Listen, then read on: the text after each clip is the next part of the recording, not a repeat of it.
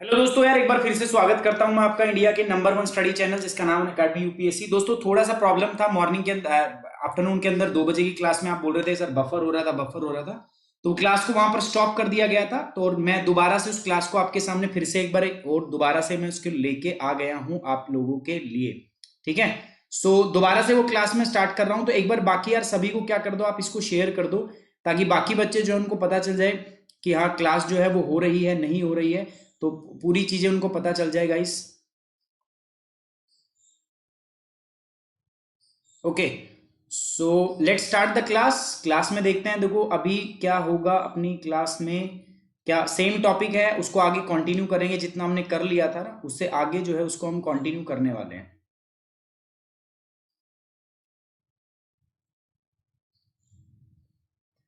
Good evening everybody, good evening. एक बार जल्दी से फटाफट यार इसको क्या कर दो, आप शेयर कर दो बाकी बच्चों के साथ में भी, ताकि वो भी हमारे साथ जुड़ पाएं और वो भी सेशन को देख पाएं। ठीक है।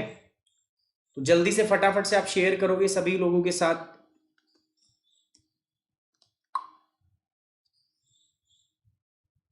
अभी तो कोई इशू नहीं है मेरे हिसाब से। अभी आवाज का कोई इशू हो या कोई और आपको इशू लग रहा हो कि हाँ कोई प्रॉब्लम है, अगर है तो अभी आप मेरे को बता दीजिए, तो अकॉर्डिंगली हम मैनेज करेंगे, उसके हिसाब से ठीक कर लेंगे चीजें। अभी सब कुछ क्लियर है, सभी दिख रहा है, कोई प्रॉब्लम कोई समस्या किसी प्रकार की कोई दुर्घटना? आई डोंट थिंक अभी तक कुछ चीज ऐसी होगी, है ना।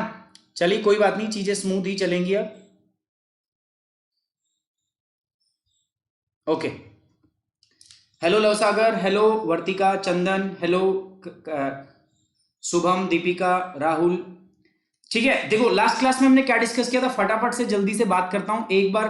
पीछे की चीजों को भी देखना पड़ेगा यार दोस्तों हमें, है ना। क्या कर रहे थे हम, एस्चुरीज की बात कर रहे थे। एस्चुरीज इकोसिस्टम क्या होता है, देखो मैंने बताया था आपका इन दिस सिस्टम, अगर मैं बात करता हूं यहां पर,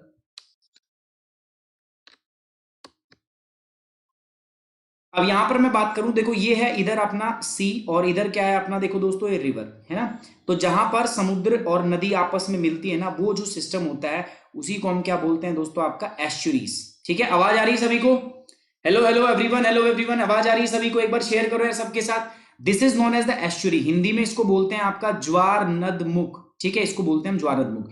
तो यहां पर समुद्र का जो खारा पानी है ये तो सॉल्ट वाटर है, और यहां पर ये फ्रेश वाटर है। तो सॉल्ट और फ्रेश वाटर दोनों मीट करते हैं। आगे कराऊंगा मैं सेशन को यहीं तक, ऐसा नहीं है कि यहीं तक हम डिस्कस करेंगे, we are going to discuss आगे। मैं इससे ज्यादा डिस्कस जो है वो मैं करने वाला हूं इसमें, don't worry about that. So basically ज्वारनद मुख में यहां पर डिस्कस कर रहा हूं आपका। ज्वारनद मुख क्या है, एस्चुरीज इकोसिस्टम है, हमने बता दिया। एस्चुरीज इकोसिस्टम में क्या हो रहा है, इधर सी का पानी किससे मिल रहा है, आपका रिवर। तो यहां पर एक आपका ट्रांजिशनल जोन बनता है नदी से। ये सारा का सारा है आपका कौन सा दोस्तों, this is an aquatic ecosystem. ये एक्वाटिक इकोसिस्टम है। अब यहां पर दोनों प्रकार के जीव जंतु मिलेंगे, खारे पानी में रहते हैं वो भी और ताजा पानी में, इसीलिए बायोडाइवर्सिटी और स्पीसीज क्या मिलेगी यहाँ पर, स्पीसीज रिचनेस जो है वो आपका हाई मिलेगी। तो ये यहाँ पर आपका फायदा होगा। नदी का कोर्स मैंने बताया था, नदी यहां से उत्पन्न होती है, ऐसे ऐसे करके आपका नीचे तक आती है, नीचे तक आती है, यहां तक जाती है, जाके समुद्र में मिल जाती है ना। लोअर कोर्स जो होता है ना, निम्न कोर्स जो होता है, अपर कोर्स में नदी की स्पीड तेज होती है, नदी कटाव करती है, बीच वाले फ्लो में आपका क्या करती है, जमाव, और आखिरी में सारी जब स्पीड कम हो जाती है तो नदी क्या कर देती है, डिपॉजिट। किसी ने नहीं देखा तो प्रीवियस वीडियो देख लेना यार। यहां पर इस एरिया में आके, क्योंकि स्लोप जो है वो क्या हो जाता है आपका, लो हो जाता है, स्लोप बहुत कम हो जाता है। और अगर स्लोप कम होगा, ग्रेडियंट कम होगा, तो आप मुझे बताओगे नदी की जो स्पीड है वो भी क्या हो जाएगी आपकी, लो हो जाएगी। और नदी की जब स्पीड लो हो जाती है तो यहां पर नदी कैसा काम करती है, डिपोजिटिंग का। तो नदी सब कुछ डिपॉजिट करने लग जाती है। जब नदी डिपॉजिट करती है तो उस डिपोजिशन की वजह से क्या बनता है, डेल्टा। कहने का मतलब यह है कि जो एस्चुरीज है और डेल्टा जो है वो दोनों एक तरीके से ही बनते हैं। जब नदी समुद्र में मिलती है ना तो उसी से डेल्टा बनता है और उसी से क्या बनती है, आप एस्चुरीज। तो आप पूछोगे सर फिर अंतर क्या है, डेल्टा में और एस्चुरीज में अंतर क्या है? अंतर बता देता हूं आपको, देखो क्या है। एस्चुरीज इकोसिस्टम यहां पर देखो, ये जो है आपका इधर अगर मैं बात करूं तो ये है हमारे पास समुद्र, और इधर जो है आपके पास ये रिवर है, तो मिलती है। तो नदी और समुद्र जहां मिलते हैं, this is known as estuaries ecosystem. ठीक है, ये मैंने बता दिया। कोस्टल वाटर बॉडी है आपका, जो खुले समुद्र से जाकर ये मिलता है। पार्शियली एनक्लोज है, आधा खुला है और आधा बंद है दोस्तों ये आपका। यहां पर अगर मैं बात करूं तो नदी जो है वो धीरे से आपका जाके समुद्र में मिल जाती है। ठीक है, मिएंडर पाथ फॉलो करती है। एस्चुरीज एक ट्रांजिशनल जोन होता है, और इनको हम बे लगून या स्लॉग भी हम बोलते हैं हिंदी में। पूरा आपके सामने था, मैंने डिस्कस कर लिया था, कुछ इसमें है नहीं। कैरेक्टरिस्टिक्स क्या होती है, देखो यार ये जो होती है semi enclosed body, semi enclosed water body मतलब आधी खुली हुई होती है और आधी क्या होती है दोस्तों, वो पैक होती है। साथ ही साथ मैं बात करूं, they are the most productive water bodies in the world, दुनिया की सबसे ज्यादा प्रोडक्टिव वाटर बॉडी ये कहलाती है, दुनिया की सबसे ज्यादा। दे हैव द सैलिनिटी, मैंने बताया ताजा पानी और खारा पानी मिलता है, तो सैलिनिटी क्या मिलेगी, 0 से 5 ppm तो ताजा पानी की होती है, और खारे पानी की कितनी होती है, खारे पानी की होती है 35 ppm पीपीटी से ज्यादा, है ना। तो इसके अंदर सैलिनिटी कितनी मिलेगी, 0 से लेकर 35 पीपीटी तक इसकी सैलिनिटी मिलेगी, है ना। तो यहाँ पर 0 से 35 सैलिनिटी मिलती है।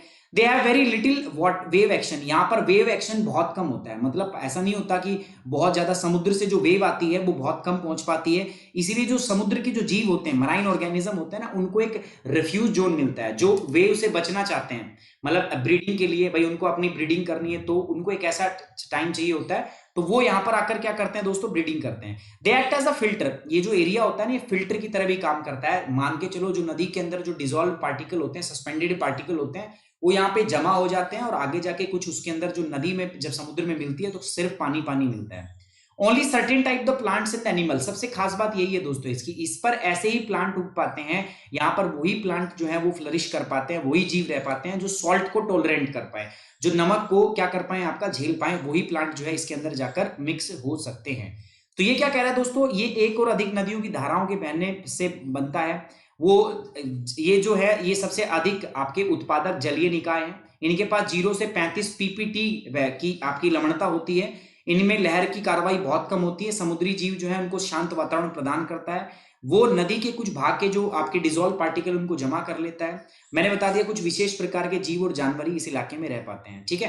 अब मैंने बोला था टाइप ऑफ एस्चुरीज 4 टाइप की होती है, ठीक है, या तो बनी होगी समुद्र लेवल के ऊपर उठने से, या बना होगा मूवमेंट ऑफ सैंड बार की वजह से, या बना होगा ग्लेशियल प्रोसेस की वजह से, या किसकी वजह से, आपका टेक्टोनिक प्रोसेस। टेक्टोनिक प्रोसेस भी आप जानते हो किसको कहते हैं, ग्लेशियल प्रोसेस भी आप जानते हो किनको कहते हैं, ठीक है, और movement of sand and sand bar ये भी आप जानते हो किसको कहते हैं, ठीक है। अब मैंने बताया था देखो सारे इकोसिस्टम में कुछ फैक्टर्स होते हैं जो लाइफ को अफेक्ट करते हैं।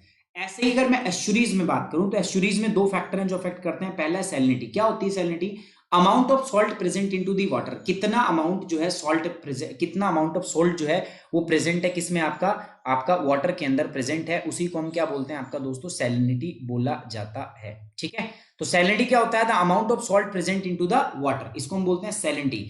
दूसरा है अमाउंट ऑफ फ्लडिंग, फ्लडिंग समझ में आ रही है बात, देखो ये इलाका तट के पास होता है, समुद्र तट के पास होता है, तो समुद्र से लहरें आती हैं पानी की यहाँ पर, तो कितनी अमाउंट में फ्लडिंग आ रही है, समुद्र से कितना अमाउंट में पानी बहकर आ रहा है, तो उस पर भी ये क्या करता है आपका निर्भर। तो 2 चीजों पर ये निर्भर करता है, आप फिर से देख लो किस पर, पहला लवणता, पानी में मौजूद नमक की मात्रा, और बाढ़ की मात्रा, कि समुद्र से जो ज्वारीय लहर है वो कितनी आती है। मैंने आपको बताया था सपोज ये आपका समुद्र है, इधर सी बॉडी है, तो समुद्र से लहरें उत्पन्न होकर आती है कि नहीं आती है, तो ये लहरें कितने अंदर तक जाती हैं, एक तो उस बात पर निर्भर करता है, और ऊपर इसमें नमक की कितनी मात्रा उपस्थित है, 2 ही चीजों पर ये क्या करता है, निर्भर करता है।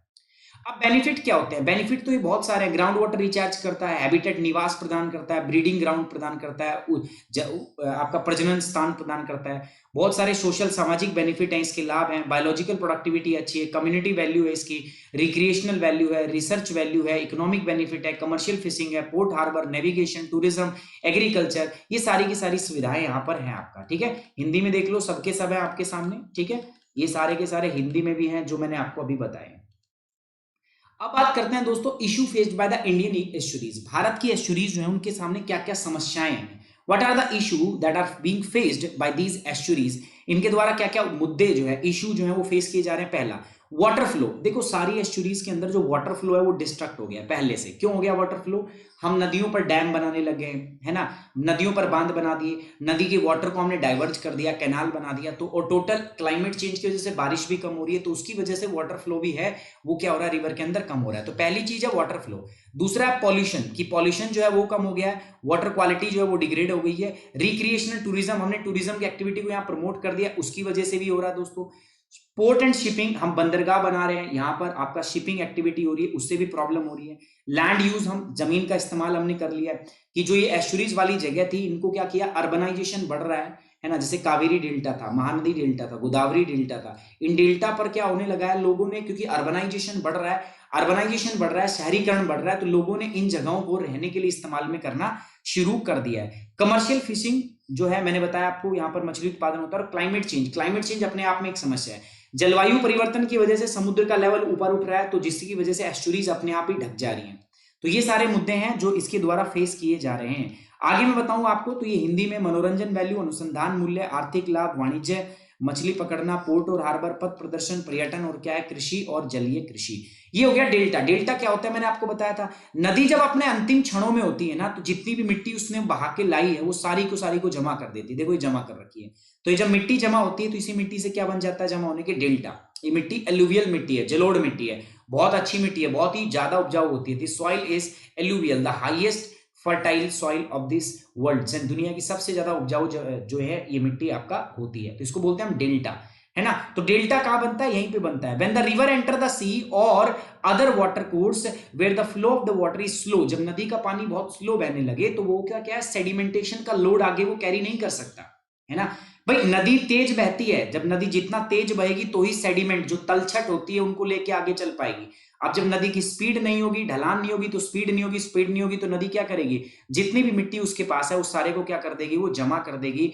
कहां जमा करेगी, जहां पर बस नदी का माउथ है, at the mouth of the river, और उसी को हम क्या कहते हैं, आपका डेल्टा। डेल्टा इसी से बनता है। Delta is buildup of the continuous deposition. इस प्रकार से जब नदी में लगातार मिट्टी जमा होती रहती है, तो उससे क्या बन जाता है, डेल्टा बन जाता है। Which makes the water shallow causing the landforms to rise above the sea level. और ये जो इलाका है ये समुद्र तल से क्या होता है, ऊपर उठ जाता है, ठीक है। तो इसको हम क्या बोल देते हैं, आपका delta. Delta is provided into 4 part, 4 part होते हैं, अपने को कोई मतलब नहीं है। डेल्टा 4 भागों में बांटा जा सकता है। जब नदी समुद्र या किसी अन्य जलकुंड में प्रवेश करती है जहां पानी का प्रवाह धीमा होता है, तो नदी द्वारा जो लाया गया तलछट है वो आगे नहीं बढ़ पाता, क्योंकि स्पीड स्लो हो जाती है ना। अब आगे नहीं बढ़ पाएगा तलछट, तो कि वो क्या होगा, वो जितना भी उसके पास माल है, जितना भी वो बहा के लाई है, ऊपर से काट के लाई है, वो सारा यहाँ पर क्या कर देगी दोस्तों, वो डिपॉजिट कर देगी। और जैसे यहाँ पर डिपॉजिट कर देती है वो, तो वो क्या हो जाएगा, आपका डेल्टा बन जाएगा, ठीक है। अब मैं बता रहा था what is the basic difference between estuaries and delta. है एक जैसा ही, बट हाँ थोड़ा सा फर्क है। क्या फर्क है उसके बारे में हमें चर्चा करनी है। देखो मीनिंग, सबसे पहले बात करते हैं डेल्टा। एस्चुरी क्या होती है दोस्तों, estuaries refers to the water bodies along the coast. जो हमारे तट के अलोंग जो वाटर बॉडी होती है, तो याद रखना these are the water body, ठीक है। ये क्या है दोस्तों, वाटर बॉडी है, बट दीज आर लैंडफॉर्म, ये स्थल मंडल हो जाते हैं। So these are the water bodies along the coast that are formed when the fresh water meets the river water। तो यहाँ पर ये एक्वाटिक इकोसिस्टम है, ये वाटर बॉडी है, ये पानी है। ये पानी कौन सा है दोस्तों, तटीय इलाकों में जब नदी का पानी समुद्र से मिलता है तो उसको एस्चुरीज कहते हैं। बट ये क्या है दोस्तों, ये डेल्टा है। ये डेल्टा है, ये एक ऐसा लैंडफॉर्म है जो बनता है रिवर बोन सेडिमेंटेशन। जो नदी बहाकर जो तलछट लाती है ना, जब उनको जमा कर देती है नदी अपने मुहाने पर, in the mouth of the river, तो उनसे क्या बनता है, आपका डेल्टा बनता है। उदाहरण की बात कर लेते हैं, तो भारत के अंदर जितनी भी वेस्ट फ्लोइंग रिवर है, मैं कई बार बता चुका हूं क्यों ऐसा होता है, वो भी मैं डिस्कस कर चुका हूं। देखो ज्योग्राफी के अंदर ही बताया था। भारत की जो पश्चिम की ओर फ्लो बहने वाली नदियां हैं, वो सारी की सारी क्या बनाती है दोस्तों, आपका एस्चुरीज बनाती है। द रीजन इज, यहां पर ये जो भाग है ना, ये हिस्सा जो है ये उठा हुआ है दोस्तों, ये उठा हुआ है, और इधर ढलान जो है वो ग्रेजुअल है towards the bay of Bengal. अब ये हिस्सा उठा हुआ है तो होगा क्या, यहां पर उठा हुआ है तो नदी जो है एकदम धड़ाम से जाके समुद्र में गिरती है, तो डेल्टा बनाने का उसको मौका नहीं मिला। डेल्टा कब बनेगा, जब स्लोप ग्रेजुअल धीरे धीरे जाके कम होता हो। स्लोप जो है ऐसे, ये ढलान थी, ढलान जब धीरे धीरे धीरे धीरे धीरे धीरे ऐसे कम होती है, तो इसके अंदर बनता है डेल्टा। लेकिन अगर ऐसा हो कि ये जो था और अचानक से नदी जो है ये आ रही थी और एकदम से गिर जाए, तो इससे क्या बनती है, आपकी एस्चुरीज। शेप क्या होती है इसकी, फनल शेप होती है, कीप के आकार का होता है। और ये क्या होता है दोस्तों, ट्रायंगुलर शेप का होता है। टाइड, इन इलाकों में बहुत ज्यादा टाइड आते हैं। They are the high tide area, they are the low tide area, यहाँ टाइड नहीं आता। Region near the estuaries are not fertile. साधारणतः जो एस्चुरीज के आसपास के इलाके होते हैं ना, वो उपजाऊ नहीं होते, इसलिए कृषि के लिए अनुकूल नहीं होते हैं। लेकिन अगर मैं बात करता हूं डेल्टा वाले region, they are highly fertile land, ये बहुत ही ज्यादा उपजाऊ है, and they are very highly fertile for the agriculture, बहुत ज्यादा एग्रीकल्चर के लिए उपयोगी है। सुटेबल फॉर फिशिंग एक्टिविटी, तो एग्रीकल्चर नहीं कर सकते तो हम क्या कर सकते हैं, इस पे मछली पालन जो हम कर सकते हैं। फिशिंग एक्टिविटी यहाँ पर कम कर सकते हैं, बट यहाँ पर सिर्फ और सिर्फ क्या हो सकती है दोस्तों, एग्रीकल्चरल एक्टिविटी। यहाँ पर हम कृषि कर सकते हैं, बट यहाँ पर क्या होती है दोस्तों, आपकी फिशिंग एक्टिविटी जो है वो होती है, ठीक है। अब अगला सिस्टम है हमारा मैनग्रूव। मैनग्रूव क्या होता है, देखो यार, कोस्टल इकोसिस्टम के अंदर जो आपका ये तटीय इलाका होता है, जहां समुद्र पानी और नदी का पानी मिलता है, ऐसा इलाका भी मान सकते हो, तो वहां पर ऐसी वेजिटेशन जो पूर्णतः समुद्र के नीचे ढकी हो, जो पानी के अंदर ढकी हो, उसको हम क्या बोलते हैं आपका दोस्तों, this is known as mangrove. जैसे आपने पिछले डायग्राम में भी देखा हो तो ध्यान से देखना, मैं आपको दिखा देता हूं एक बार।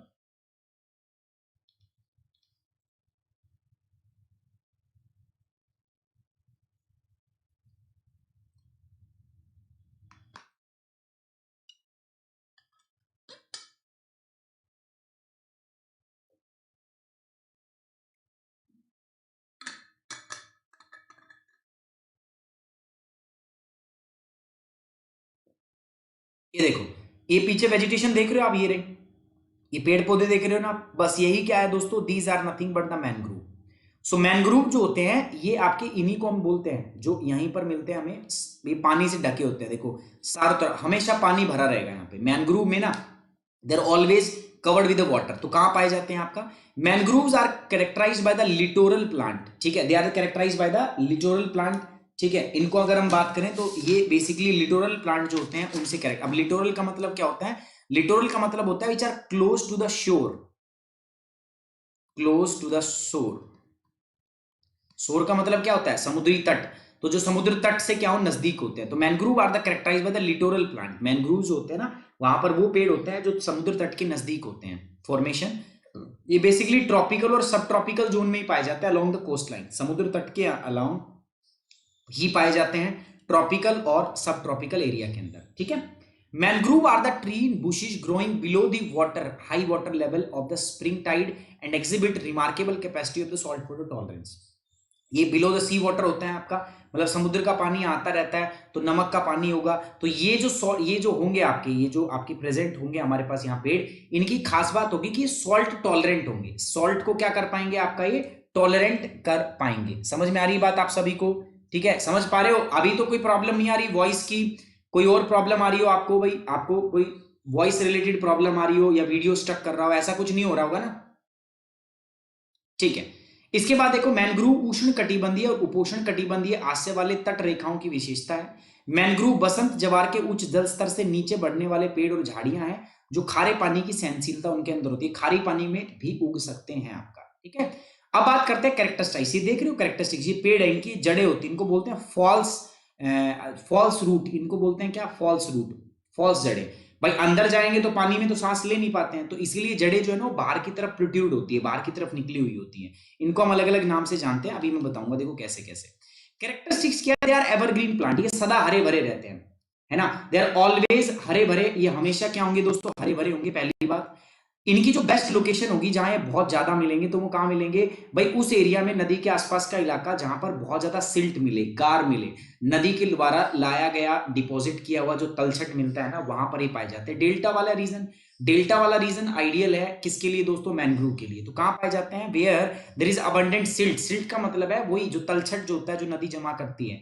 दे रिक्वायर हायर सोलर रेडिएशन, इनके अंदर में बहुत उच्च मात्रा में, बहुत अधिक मात्रा में सोलर रेडिएशन की जरूरत। इनको मैनग्रूव को पनपने के लिए, सदा हरे भरे रहते हैं तो मतलब इसको क्या चाहिए भाई, सदा हरे भरे होंगे तो इनको दोनों चीजें चाहिए, पहले बताया था मैंने आपको, सनलाइट, ठीक है, और दूसरा क्या चाहिए इनको, वाटर। तो वाटर तो है, चलो, आपको सनलाइट भी क्या चाहिए इनको, बहुत ज्यादा। तो सनलाइट ज्यादा चाहिए, इसीलिए तो ये कितने, किस एरिया में पाए जाते हैं आपका, 0 से 30 डिग्री नॉर्थ और साउथ वाले इलाके में, बस ट्रॉपिकल और सब ट्रॉपिकल एरिया में मैनग्रूव मिलते हैं बस।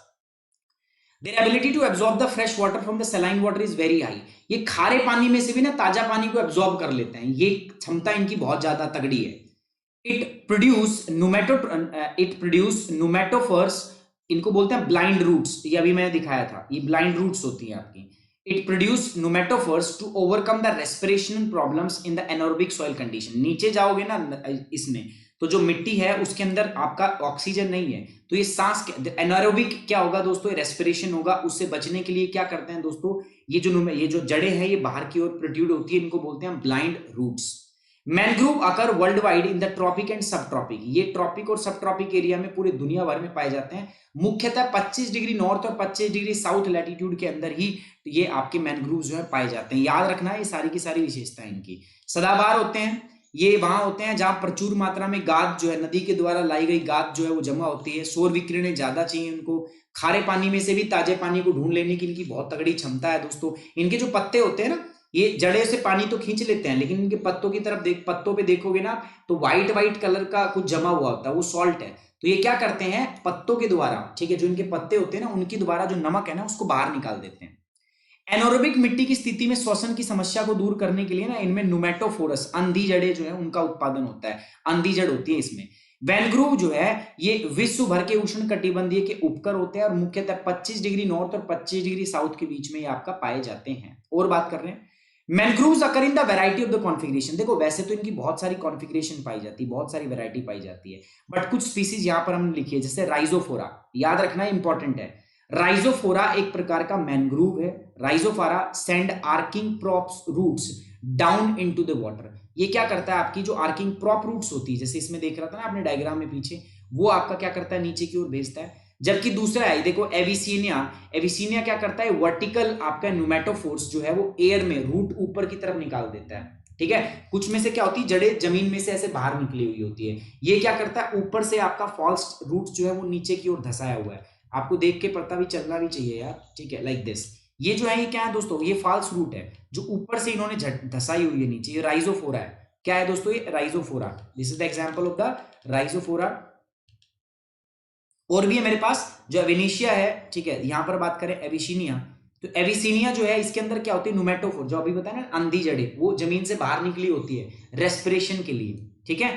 उसके बाद कुछ और भी प्रकार की इसने रूट्स बताई है, जैसे एडवेंचरस रूट है ना, which emerge from the main trunk of a tree above the ground level और also called as the silt root. इनको भी सिल्ट रूट कहते हैं। मान लो ये पेड़ का तना है ना, तो एक तो जड़ तो नीचे होगी मिट्टी के, ये ऊपर भी ऐसे उगती रहती है, ऐसे डिजाइन जो है दिखाने के लिए, तो ये भी होती है ना। अच्छा इनके जो पेड़ है इनकी खास बात ये होती है, ये बहुत इंपॉर्टेंट है, ये याद रखना, ठीक है। इनमें क्या है आपका विविपैरिटी मोड होता है। विविपैरिटी मोड ऑफ रिस्ट्रक्शन का मतलब क्या है, जिनके जो बीज होते हैं ना वो मिट्टी में गिरने से पहले ही उग आते हैं, उनमें जर्मिनेशन हो जाता है। मतलब पौधा जो है वो मिट्टी में जाने से पहले ही उसमें से क्या निकल आता है, पेड़ निकल आता है, वो पहले ही जर्मिनेट हो जाता है। तो इसीलिए अगर ये जर्मिनेट हो जाता है तो ये इसकी क्या है दोस्तों खास बात, और इसको हम बोलते हैं ट्रेट ऑफ विविपैरिटी, इसको बोलते हैं विविपैरिटी। तो इसमें विविपैरिटी मोड ऑफ रिप्रोडक्शन जो है वो आपका होता है ना। This is an adaptive mechanism to overcome the problem of the germination the saline water. होगा कि ये क्यों होता है पता है, बीज पहले ही उगता है फिर नीचे गिरता है, वो इसीलिए ताकि सलाइन वाटर है दोस्तों, सलाइन वाटर है, खारा पानी में अगर बीज गिरा तो कहीं गल ना जाए, उसमें से पौधा निकलेगा ही नहीं। तो इसीलिए उस चीज को ओवरकम करने के लिए पहले से इसमें से पौधा जो है वो निकल के ही आता है। मैंग्रोव विभिन्न प्रकार के विन्यास में होते हैं। कुछ प्रजातियां हैं उदाहरण के लिए जैसे राइजोफोरा, ये पानी के में बाहर अपनी मूल जड़ें भेजता है। और भी है जैसे एविसीनिया, एविसीनिया ऊर्ध्वाधर न्यूमेटोफोरस जिनको हम बोलते हैं आपका कीचड़ से ऊपर हवा में जड़ें भेज देता है ना। तो ये बहुत सारी बातें आपका देख लेना, है ना। मैंने बताया आपको यहाँ पर भी मैंग्रोव प्रजनन के लिए विविपैरिटी मोड का प्रयोग करता है। विविपैरिटी मोड क्या होता है दोस्तों, बीज में से पेड़ पहले ही निकल आता है, जब बीज नीचे गिरता है जमीन में उससे पहले ही पेड़ निकल आता है, तो विविपैरिटी मोड होता है, उसको बोलते हैं।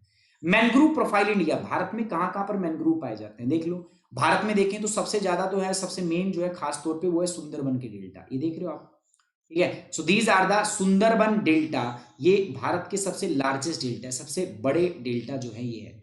उसके बाद महानदी पर है मैंग्रोव, उसके बाद कृष्णा नदी के मैंग्रोव्स हैं, कावेरी के डेल्टा पर मैंग्रोव है। इधर वेस्टर्न घाट में अगर मैं बात करूं तो गोवा और महाराष्ट्र में रतनगिर के मैंग्रोव्स हैं, और अंडमान निकोबार के मैंग्रोव्स है। सबसे बड़ा बात करूं मैं तो सुंदरबन के डेल्टा जो है they are the largest mangrove single block of little halophytic mangroves, halophytic mangroves of the world, ठीक है। पहली बात, इनमें कौन कौन सी प्रजातियां हैं, देखो ये नाम लिखा हुआ है मैंने, हेरेटेरिया फेम, राइजोफोरा सैप और एविशेनिया सैप, ये यहाँ पर प्रजातियां पाई जाती है। This mangrove forest is famous for the royal Bengal tiger and crocodile, इस पे रॉयल बंगाल टाइगर और क्रोकोडाइल जो है दोनों पाए जाते हैं। Mangrove of the Bhitarkanika, Bhitarkanika कहाँ उड़ीसा में, देखो ये महानदी डेल्टा के पास में, दिस इज भतीरकनिका, ये आपकी क्या है दोस्तों second largest, this is the first, this is the second, ठीक है।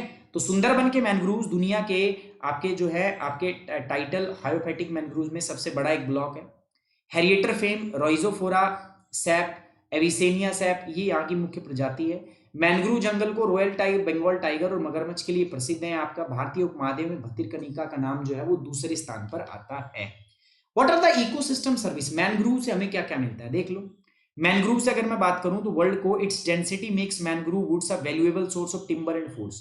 मैंने बताया ना सदा एक तो हरे भरे होते हैं, ये दीज फॉरेस्ट आर एवरग्रीन, सदा हरे भरे होते हैं, तो इसीलिए इनसे आप लकड़ियां भी मिलती है आपको। पहली बात तो गुड्स मिलती हैं। दूसरा लाइवलीहुड, 120 मिलियन पीपल जो है ना वो मैनग्रोव के आसपास रहते हैं, तो इनकी रोजगार मैनग्रोव से ही जुड़ा हुआ है।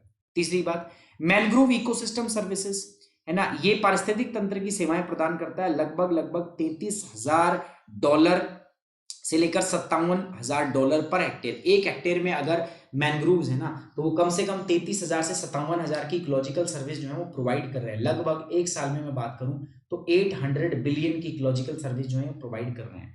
क्लाइमेट को भी रेगुलेट करते हैं। Carbon storage potential of the mangrove is 3 से 5 गुना higher than the tropical upland forest. जो ट्रॉपिकल फॉरेस्ट है हमारे, उनसे जो कार्बन डाइऑक्साइड को ग्रहण करने की क्षमता है दोस्तों, ये 3 से 5 गुना अधिक है मैनग्रोव्स की, मतलब ज्यादा कार्बन डाइऑक्साइड स्टोर कर सकते हैं। फिशिंग, मैंने बताया मोर देन 300 की फिशेस जो है यहाँ पर वो पाई जाती है मैनग्रोव इकोसिस्टम में। टूरिज्म, बहुत ज्यादा टूरिज्म एक्टिविटी जो है वो यहाँ पर होती है, बोट लेके लोग आते जाते रहते हैं। वाटर फिल्ट्रेशन, मैंने बताया आपको 2 से 5 हेक्टेयर ऑफ द मैनग्रोव्स में treat the effluents of the 1 hectare of the aquaculture. Coastal area का रिस्टोरेशन भी आपका होता रहता है। और ये स्टैंडर्ड ऑथेंटिकेटेड न्यूज में आपको बता रहा हूँ। ऑथेंटिकेटेड कहां से? WWF और IUCN की लिस्ट से आपका मैंने लिया है। तो दोस्तों ये था आपका, हमारे दोनों टॉपिक हमने आज कवर किए हैं। पहला क्या किया हमने कवर? पहला हमने कवर किया है आपका आपका एस्चुरीज, और दूसरा किया हमने मैनग्रोव्स। ठीक है, तो ये अब हमारा क्या होता है दोस्तों, कंप्लीट होता है। आई होप आपको समझ में आया होगा। ये दोस्तों मेरे इंस्टाग्राम आईडी है, मुझे यहाँ पे फॉलो कर सकते हो। ये मेरी फेसबुक आईडी है। ये लाइव आने के लिए मैं इसको इस्तेमाल करूंगा। जितनी जल्दी आप ये लाइव इंस्टाग्राम और फेसबुक ग्रुप ज्वाइन कर लोगे बेटर रहेगा आपके लिए, मेरे लिए भी। ये फेसबुक अकाउंट है मेरा। ये दोस्तों मेरी फेसबुक, ये अपनी मेरी ईमेल आईडी है। कोई भी डाउट हो अनअकैडमी से रिलेटेड, आपको प्लस लेना है मेरे साथ, प्लस पे जुड़ना चाहते हो, कोई और डाउट हो मेरे को यहाँ पर मेल कर सकते हो। और ये मेरी टेलीग्राम आईडी है दोस्तों, यहाँ पर भी आप मेरे को क्या कर सकते हो, मेल फॉलो कर सकते हो, ताकि आपकी मॉर्निंग जो करंट अफेयर की PDF आपको मिल जाए। जो बच्चे अनअकैडमी पे जुड़ना चाहते हैं, अनअकैडमी आप इंस्टॉल कर लो, अपने आप को रजिस्टर कर लो मेल आईडी से या आपके मोबाइल नंबर से। उसके बाद आप चूज योर गोल में जाओगे, UPSC CSC। उसके बाद आप करोगे गेट सब्सक्रिप्शन। उसके बाद में 24 मंथ का कोर्स आपको लेना है, बिकॉज 2 ईयर का कोर्स अभी आपको कितने में मिल रहा है? 43,200। वैसे मिल रहा है 52,000 रुपए में, बट आप कोड यूज करोगे रेफरल कोड में सुमित10, तो आपको ये कितने में मिल जाएगा? You will get this course eight 43,200। ठीक है, रेफरल कोड अप्लाई हो जाएगा, आप प्लस में आ जाएंगे। पर्सनली मैं आपको गाइड करूंगा। ठीक है, चलिए दोस्तों अभी मैं इस क्लास को खत्म करता हूं। जल्दी से यार कोर्स परचेज कर लो। ठीक है, कम समय बचा है दोस्तों, टाइम कम है। और आप एक चीज को मत देखिए, मैं सही बता रहा हूं आपका, ये आपके फ्यूचर का, आपके भविष्य का सवाल है। ठीक है, चलिए क्लास को मैं एंड कर रहा हूं। टेक केयर, बाय बाय, जय हिंद।